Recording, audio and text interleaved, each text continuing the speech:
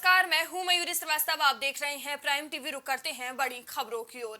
प्रधानमंत्री नरेंद्र मोदी आज 24 सितंबर को देशवासियों को मन की बात कार्यक्रम के जरिए संबोधित करेंगे। पीएम मोदी अपने मन की बात के एपिसोड में आज महिला आरक्षण बिल और देशवासियों से बात कर सकते हैं। इससे पहले 27 अगस्त को उन्होंने मन की बात का 104वां एपिसोड में चंद्रयान 3 की सफलता, G20 की बैठक समेत कई मुद्दों पर बात की थी।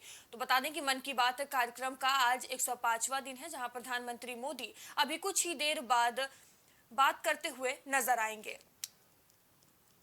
तो ये 11 बजे मन की बात कार्यक्रम होगा, जिसमें आज 105वां एपिसोड है। मन की बात प्रधानमंत्री मोदी करेंगे।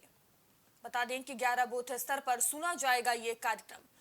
और इस खबर पर हमारे सहयोगी रितेश हमसे जुड़ चुके हैं। रितेश, देखिए, मन की बात में आज प्रधानमंत्री मोदी अभी कुछ ही देर बाद बातचीत करते नजर आएंगे। क्या कुछ खास हो सकता है आज मन की बात में? देखिए मयूरी, मैं सबसे पहले आपको बताऊं कि प्रधानमंत्री नरेंद्र मोदी ने एक मन की बात लोगों से सीधा संवाद करने के लिए कार्यक्रम शुरू किया, जिस कार्यक्रम के तहत ये लगभग करोड़ों लोगों से मुख्य प्रधानमंत्री नरेंद्र मोदी जुड़े। और मन की बात रेडियो प्रोग्राम के कई मायनों में खास भी माना जा रहा है। इसके असर को अगर समझने की बात की जाए तो प्रसार भारती ने IIM रोहतक की मदद से स्टडी करवाई थी, जिससे कई अनोखी बातें सामने निकल करके आई थी। और इसमें 9 सालों के दौरान इसे लगभग 1 अरब लोगों ने कम से कम एक बार तो सुना ही होगा। तो ऐसे में आज 105वां एपिसोड है। पिछला जो एपिसोड था उसमें चंद्रयान का जिक्र किया था प्रधानमंत्री नरेंद्र मोदी ने। आज 11 बजे जो प्रधानमंत्री नरेंद्र मोदी अपने मन की बात कर रहे हैं, उस मन की बात में महिला आरक्षण बिल पर वो अपने मन की बात कह सकते हैं। तो ये भारत सरकार की जिस तरीके से नीति है, भारतीय जनता पार्टी जिस तरीके से अपनी नीति को अपनाती है, और प्रधानमंत्री नरेंद्र मोदी जिस तरीके से मन की बात करते हैं, तो वो सीधा संवाद उन जनता से होता है जिनको कोई जान नहीं पाता, कोई समझ नहीं पाता, कोई पहचान नहीं पाता। तो प्रधानमंत्री ऐसे लोगों से संवाद करते हैं जिन तक कोई पहुंच ना पाया हो। जी जी, धन्यवाद रितेश, हमसे जुड़ने के लिए, तमाम जानकारियों के लिए।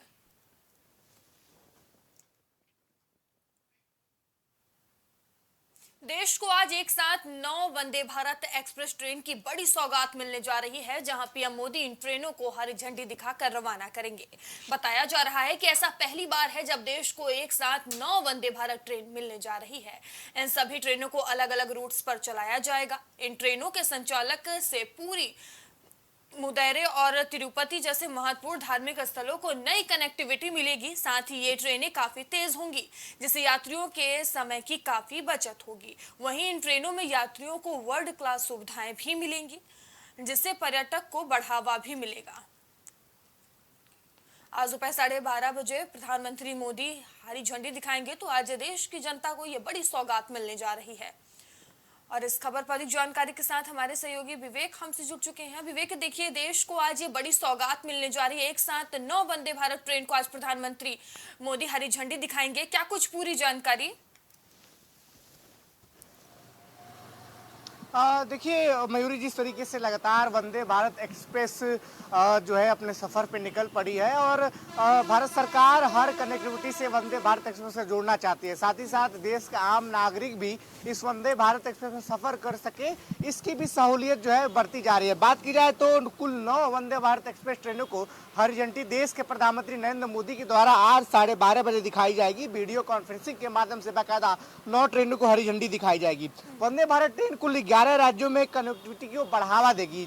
जिस तरीके से जाना जाता है कि जो रेलवे है वो यातायात का सबसे सुगम साधन होता है, और बात की जाए तो जिस तरीके से करोड़ों लोग रोजाना आवागमन के माध्यम के रूप में रेलवे का जो है वो उपयोग करते हैं। बात की जाए तो सिर्फ लोग ही नहीं बल्कि रोजाना करोड़ों अरबों रुपए का माल जो है वो रेलवे के माध्यम से एक स्थान से दूसरे स्थान तक जाता है। और भारतीय रेलवे कहीं न कहीं इस देश की जान और इस देश की धड़कन कही जाती है। अब बात की जाए तो वंदे भारत एक्सप्रेस की तर्ज पे तमाम कई राज्यों में, कुल 11 राज्यों में कनेक्टिविटी को बढ़ावा मिल रहा है। लोग वंदे भारत एक्सप्रेस से सफर करें, और यह भारत की पहली सेमी हाईटेक ट्रेन है जो भारत में ही निर्भर है। खासतौर पर जिस आत्मनिर्भर भारत की प्रधानमंत्री बात करते हैं, केंद्र सरकार लगातार जो विजन आत्मनिर्भर भारत का बताता है, उस पर यह पूरी तरीके से खरी उतरती नजर आ रही है। जिस तरीके से बात की जाए तो हर शहर से दूसरे शहर को बड़े शहरों से जोड़ने की कनेक्टिविटी वंदे भारत एक्सप्रेस से की जा रही है। सरकार का ये अच्छा पहल है। बात की जाए तो कुल 9 वंदे भारत एक्सप्रेस को वीडियो कॉन्फ्रेंसिंग के माध्यम से प्रधानमंत्री हरी झंडी दिखाएंगे और ये वंदे भारत एक्सप्रेस ट्रेनें कुल 11 राज्यों में अपनी कनेक्टिविटी को बढ़ावा देगी। विवेक, ये बड़ी सौगात है। देखिए, 9 वंदे भारत एक्सप्रेस ट्रेन की आज बड़ी सौगात मिलने जा रही है। इस ट्रेन की क्या कुछ खासियत है, क्या कुछ इसमें सुविधाएं होने वाली हैं? देखिए, अगर बात की जाए तो आपको बता दें कि ये भारत की पहली सेमी हाईटेक ट्रेन है। बात की जाए तो जिस तरीके से बुलेट ट्रेन की बात की जा रही थी 2014 में, जिस तरीके से भाजपा की सरकार बनी तो जापान की बुलेट ट्रेन की तर्ज पर यहाँ बुलेट ट्रेन बनाने की बात की जा रही थी। जापान से इस प्रोजेक्ट के मामले में बातचीत भी चल रही थी। जापान के जो इंजीनियर्स हैं वह यहाँ के सर्वे भी कर गए थे, लेकिन उसके पहले स्वदेशी वंदे भारत एक्सप्रेस ट्रेन जो है वो देश के कोने कोने में पहुंचाने का कार्य भारत सरकार कर रही है। पहली सेमी हाईटेक ट्रेन है और वंदे भारत एक्सप्रेस के रूप में एक बढ़िया सौगात जो है रेलवे की तरफ से लोगों के आवागमन की सुविधा को देखते हुए जो है वो जारी किया गया है। बात की जाए अगर किराए की, इसका किराया बिल्कुल निश्चित तौर पर काफी महंगा है और एक आम सामान्य नागरिक जो है कहीं ना कहीं इसको अफोर्ड नहीं कर सकता है। ऐसे में किराए की भी सहूलियत को केंद्र सरकार और रेलवे को ध्यान में रखना चाहिए, जिससे ज्यादा से ज्यादा लोग जो है इस वंदे भारत ट्रेन में सफर कर सके। लोग ट्रेनों का रास्ता क्यों चुनते हैं? क्योंकि ट्रेनें सस्ती होती हैं, सुगम होती हैं और जो निचला तबका है वो ट्रेनों में ही यात्रा करता है। आप देखेंगे 70 से 80% जो लोग हैं वो स्लीपर में यात्रा करते हैं।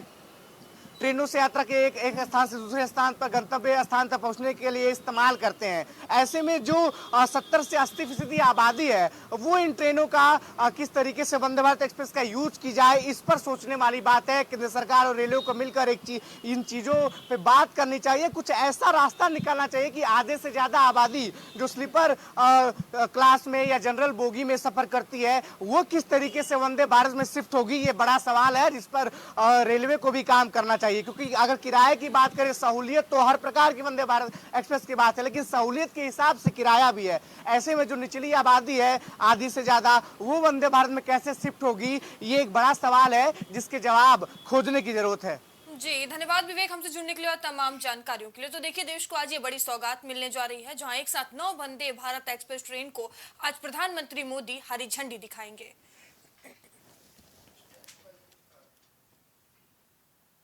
और इस वक्त की बड़ी खबर सामने आ रही है, जहां सीएम योगी का ग्रेटर नोएडा दौरा आज है। तो ये बड़ी खबर आपको बता रहे हैं, जहां सीएम योगी आदित्यनाथ आज ग्रेटर नोएडा के दौरे पर रहेंगे। सुबह 10:55 पर अंतरराष्ट्रीय बुद्धा सर्किट पहुंचेंगे सीएम योगी आदित्यनाथ। वहीं बुद्धा सर्किट में मोटो जीपी के सीईओ से सीएम की बैठक होगी। तो ये बड़ी खबर आपको बता रहे हैं, जहां आज ग्रेटर नोएडा के दौरे पर सीएम योगी आदित्यनाथ रहेंगे।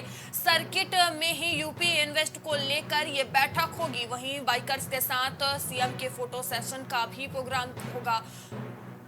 सीएम जीबीयू यूनिवर्सिटी 21 किसान प्रतिनिधियों के साथ सीएम की ये बैठक होगी। वस्त्र उद्योग प्रतिनिधि मंडल से जीबीयू में सीएम बैठक करेंगे। तो ये बड़ी खबर आपको बता रहे हैं। वहीं शाम 4:45 पर सीएम बुद्धा सर्किट के लिए रवाना होंगे।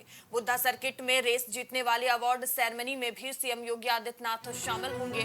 वहीं 5:50 पर बुद्धा सर्किट से लखनऊ के लिए सीएम योगी आदित्यनाथ रवाना हो जाएंगे। तो आज ग्रेटर नोएडा के दौरे पर रहेंगे सीएम योगी आदित्यनाथ। और इस खबर पर अधिक जानकारी के साथ हमारे सहयोगी विवेक हमसे जुड़ चुके हैं। विवेक, देखिए, सीएम योगी आदित्यनाथ का आज ग्रेटर नोएडा दौरा है, क्या कुछ उनके कार्यक्रम होंगे?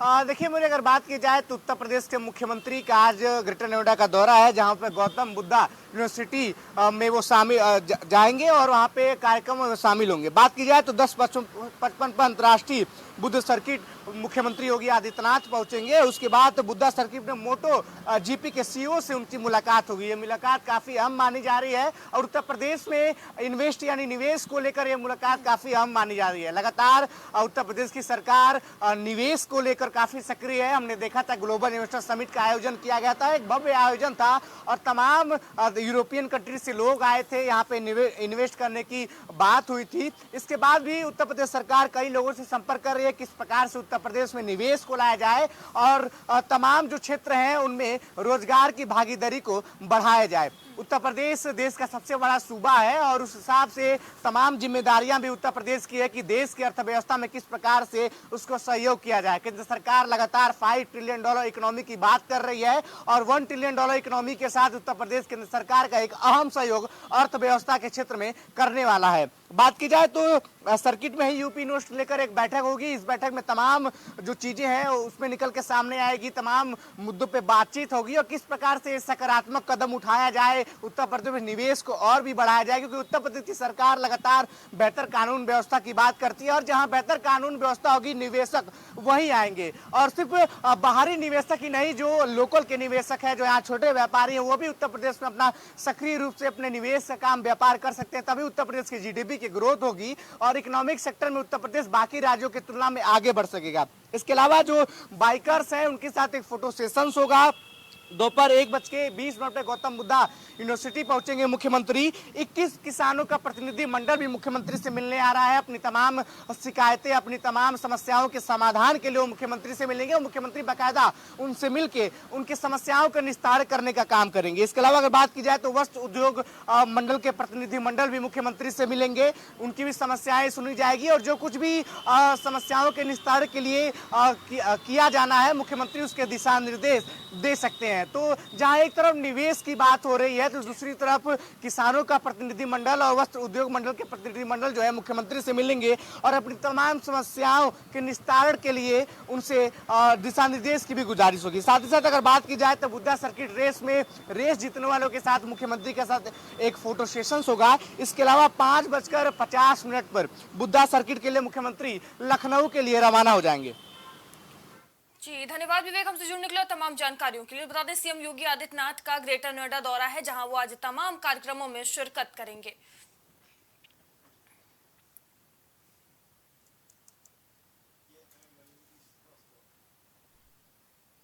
अभी के लिए इतना ही। खबरों का सिलसिला यूं ही बना रहेगा, तब तक के लिए बने रहिए प्राइम टीवी के साथ। नमस्कार।